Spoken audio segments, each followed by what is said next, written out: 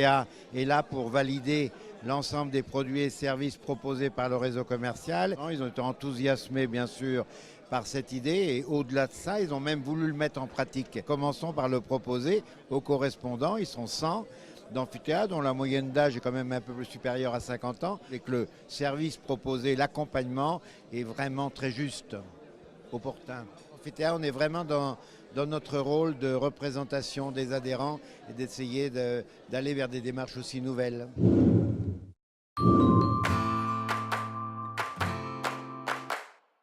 Les 10 premières minutes, j'ai compris que c'était là où il fallait que je sois. J'ai vraiment compris que j'avais en face de moi des professionnels qui avaient vraiment pris conscience de la transmission d'entreprise pour un chef d'entreprise. C'est le plus gros dossier de notre vie professionnelle, la transmission d'entreprise. On m'a posé énormément de questions, des questions auxquelles moi-même, je n'avais même pas pensé.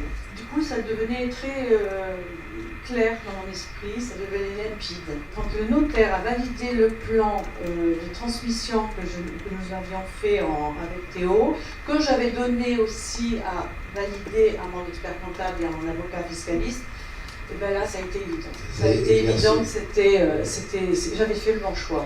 J'avais fait le bon choix et je partais tranquille. Voilà, tranquille dans ma transmission. C'était aussi l'approche pédagogique qui a séduit. Énormément. Toutes ces questions qui ont été posées, en fait, nous ont permis justement, progressivement, de bien appréhender le sujet. C'est ça, parce que quand on va voir l'avocat fiscaliste, il vous parle de la fiscalité. Et après, moi j'ai pas l'âge de la retraite, et après, j'ai des enfants, et après, voilà, tout ça. Donc finalement, c'était un déroulement de ma transmission et de ce qui va suivre qui était évident. J'avais l'impression qu'il était en train de raconter ce qu'on avait vécu. On est vraiment dans ce schéma-là. C'est quoi, c'est quand, c'est comment, c'est pour qui, c'est avec qui. Donc il y a plein de choses comme ça qui se mettent à foutre plein de questions qui foisonnent. Un véritable audit, quoi. Alors c'est un vrai questionnement. On n'est pas encore dans l'audit, là, on est dans le questionnement et puis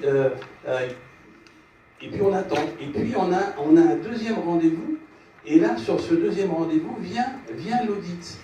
Et dans l'audit, il nous explique comment on pourrait envisager les choses, sachant que parallèlement à ça, j'ai déjà vu également mon expert comptable pour lui demander comment on peut monter la session de l'entreprise avec les salariés, comment on peut les aider, est-ce qu'on peut faire des donations de parts, plein de choses comme ça. Et on voit aussi en même temps par rapport à l'étude qu'ont fait les conseillers, s'il y a une vraie cohérence, si c'est complémentaire. Et là on est vraiment dans un cheminement qui pour moi personnellement me plaît beaucoup, parce que arrive un moment, on se dit on va céder son entreprise, on va devenir retraité. Nouvelle vie, c'est chouette, mais comment je vais la faire? Et là, ça devient quand même beaucoup plus clair, et pour moi, c'est beaucoup plus serein. En fait, là, aujourd'hui, j'attends réellement que mes conseillers, les employés qui souhaitent reprendre l'entreprise et leur financement, pour qu'ensuite on a déjà le timing, on a un vrai rétro-planning aussi par rapport à tout ça. Et tout ça, c'est vraiment suite à l'audit et la discussion qu'on a eue avec Pierre et puis avec Xavier. Et là, ça devient pour moi beaucoup plus limpide, beaucoup plus... Enfin, c'est beaucoup plus clair. C'est beaucoup plus serein, surtout serein.